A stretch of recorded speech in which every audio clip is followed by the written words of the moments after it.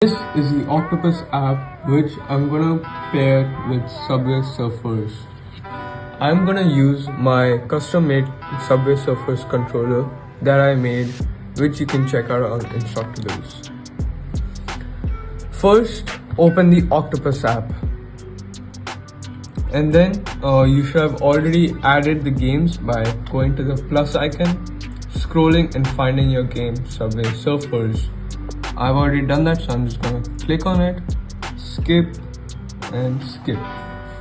So it should open the app.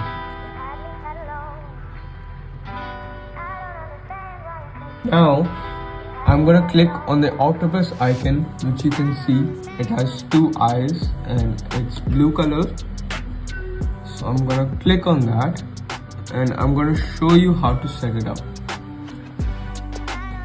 First, I'm gonna connect my controller with my phone using USB and my USB hub. Let's first click on the plus icon over here and you get many options. Click on the D-pad, click and drag it to the top middle. I'm just gonna decrease the size. And then I'm gonna click on the plus icon again, and this time you're gonna take a key. I'm gonna place it at the bottom under the D-pad, and you can see it's asking for an input.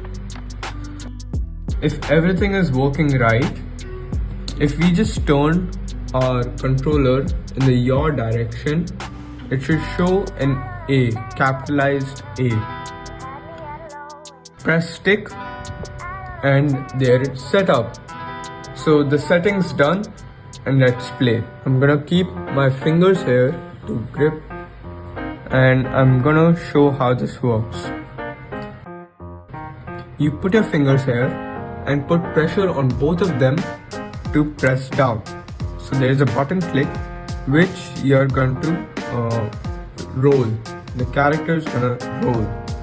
Next is you grip onto these notches and pull up. That's gonna make you jump. Next is you're gonna roll this left and right. So it can be rolled left and right. And one thing you have to make sure is to not click any button. This for left and right, pulling is for jumping, and pushing down is for rolling. Now let's get started with the game. Scroll down. Okay, we're up here. Let's try jumping. Let's go side. Yep, it works perfectly and very functional. And one positive thing about this is that it doesn't need Wi-Fi. I hope you enjoyed this video and see you next time.